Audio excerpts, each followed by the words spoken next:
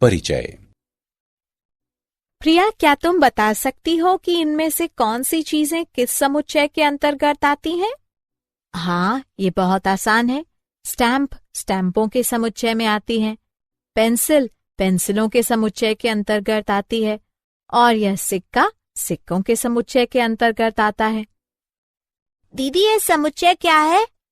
सोनाली, क्या तुम इन 3 संग्रहों को देख सकती हो? ये समुच्चय हैं। लेकिन आप इन्हें समुच्चय कैसे कह सकती हो दीदी? समुच्चय वस्तुओं का एक संग्रह है जिसमें कुछ न कुछ समानता होती है। आओ, मैं तुम्हें समुच्चय के बारे में और अधिक समझाती हूँ।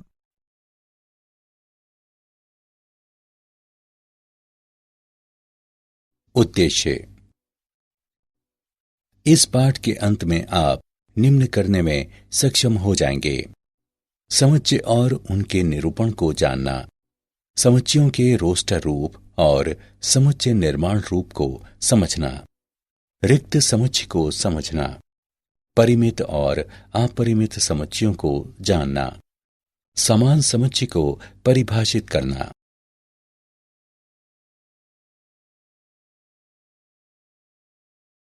समुच्चय और उनका निरूपण। एक समुच्चय वस्तुओं का संग्रह है जिसमें कुछ न कुछ समान होता है अथवा एक नियम का अनुसरण करता हो। उदाहरणार्थ, सिक्कों का समुच्चय। 13 से 15 वर्षों के आयु के समूह में लड़कियों का समुच्चय। समुच्चय की वस्तुओं को उसका अवयव कहते हैं। समुच्चय के निरूपण के लिए मंझले कोष्ठक का उपयोग किया जाता है और अवयवों को एक दूसरे से अर्ध विराम द्वारा पृथक किया जाता है। अतः केशा के लिए बाहरी पहनावे का समुच्चय होगा। ए बराबर कोट, टोपी, स्कार्फ, दस्ताने, जूते, जहां ए समुच्चय का नाम है तथा कोष्ठक ये दर्शाता है कि उनके बीच लिखी हुई वस्तुएं समुच्चय के अंतर्गत आती हैं। इस प्रकार एक समुच्चय को अलग अलग वस्तुओं के एक संग्रह के रूप में परिभाषित किया गया है।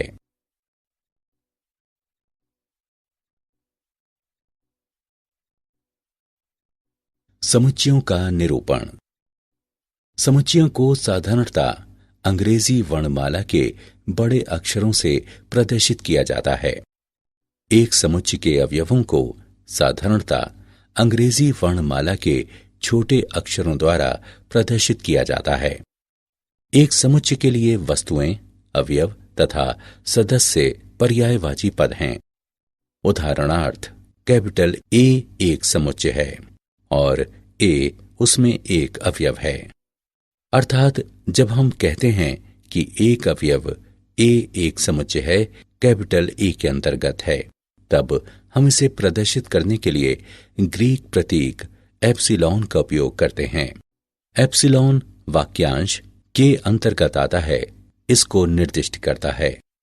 तथा अगर एक समुच्चय के भीतर कुछ ना हो तब हम इस प्रतीक का उपयोग करते हैं, तो इसका मतलब है से संबंधित नहीं है। उदाहरण, समुच्चय कैपिटल ए है 1 2 3। आप देख सकते हैं कि 1 कैपिटल ए के अंतर्गत आता है जबकि 5 कैपिटल ए के अंतर्गत नहीं आता। गणित में कुछ समान समुच्चय निम्न हैं। समुच्चयों के निरूपण की विधियां। एक समुच्चय को निरूपित करने की 2 विधियां हैं: रोस्टर या सारणीबद्ध पद्धति और समुच्चय निर्माण पद्धति। रोस्टर पद्धति।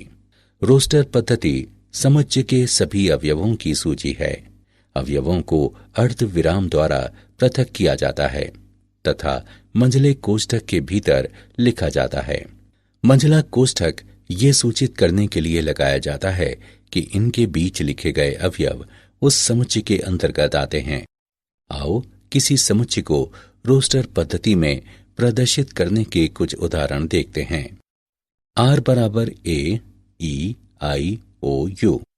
जी बराबर 0 1 2 3 4 5 6 7 8 9। टी बराबर सोमवार, मंगलवार, बुधवार, गुरुवार, शुक्रवार। समुच्चय निर्माण पद्धति एक सामान्य पद्धति है जिसे नीचे समझाया गया है। समुच्चय निर्माण पद्धति में अनुलंब पट्टी को हमेशा इस तरह है कि के रूप में पढ़ा जाता है। यदि रोस्टर विधि अनुपयुक्त या अपर्याप्त हो तो अधिकांशतः समुच्चय निर्माण पद्धति का उपयोग किया जाता है। उदाहरणार्थ, x इस तरह है कि x 6 से छोटा है और x जो कि एक गणनीय संख्या है सभी 6 से छोटी गणनीय संख्याओं का एक समुच्चय है। नोट करें कि 1, 2, 3, 4, 5 की तरह ये समान समुच्चय है।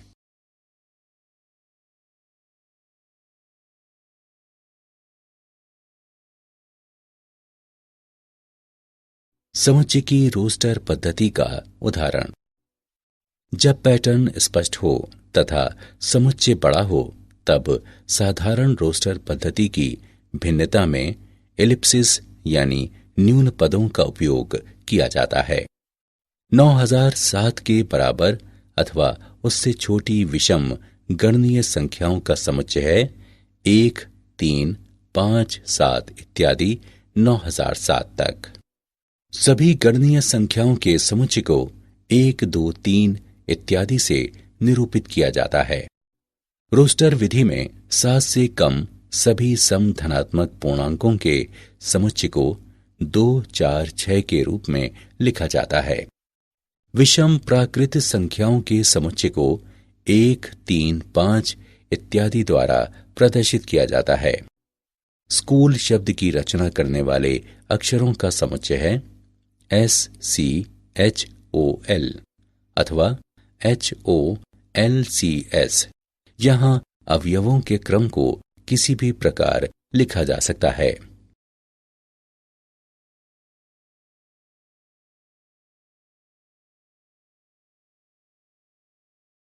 समुच्चय की समुच्चय निर्माण पद्धति का उदाहरण। सभी x का समुच्चय इस तरह है कि x 0 से बड़ा हो। सभी x का समुच्चय इस तरह है कि x 11 के अतिरिक्त कोई भी संख्या है। सभी x का समुच्चय इस तरह है कि x 5 से कम कोई भी संख्या है।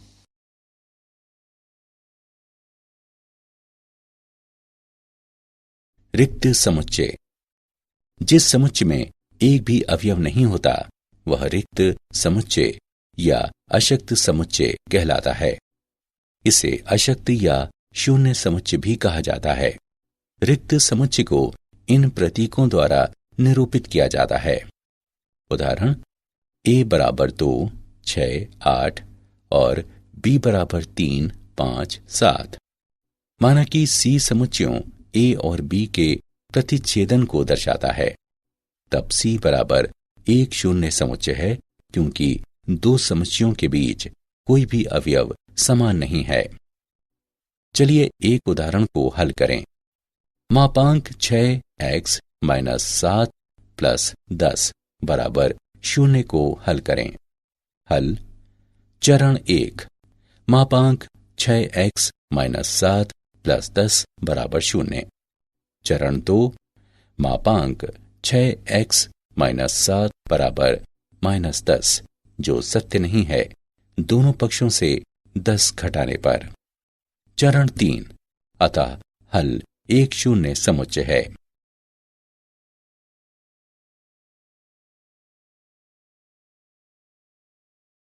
परिमित और अपरिमित समुच्चय।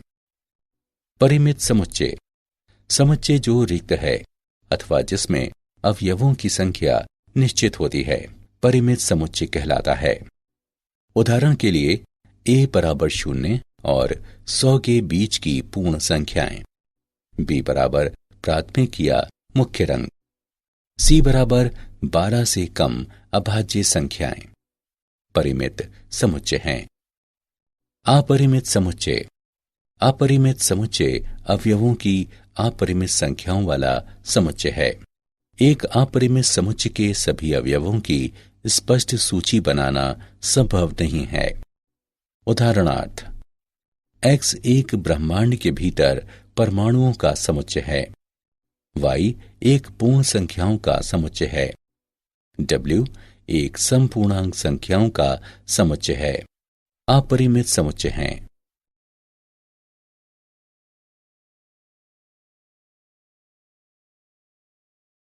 समान और असमान समुच्चय। दो समुच्चय P और Q समान कहलाते हैं यदि उनमें वास्तव में समान अवयव हों तथा हम P बराबर Q लिखते हैं। अन्यथा समुच्चयों को असमान कहते हैं तथा हम लिखते हैं कि P और Q बराबर नहीं है।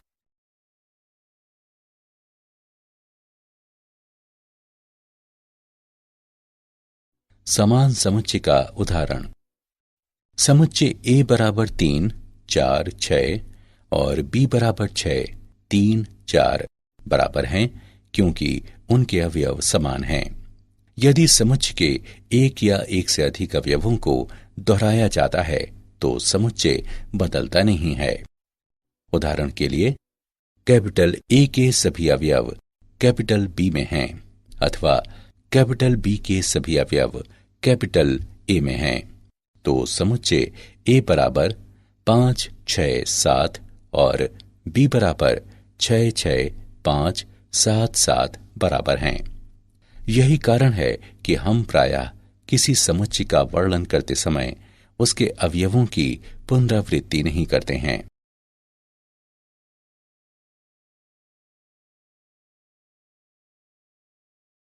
क्या आप जानते हैं समुच्चय तथा समुच्चय की सैद्धांतिक अवधारणाओं के मामले में लगभग सभी गणितीय अवधारणाएं अब स्पष्ट रूप से परिभाषित हैं।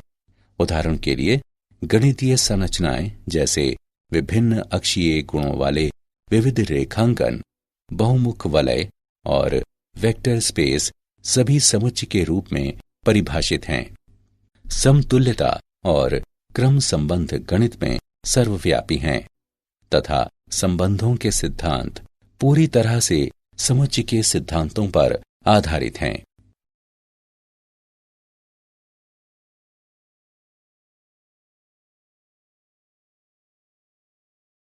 सारांश।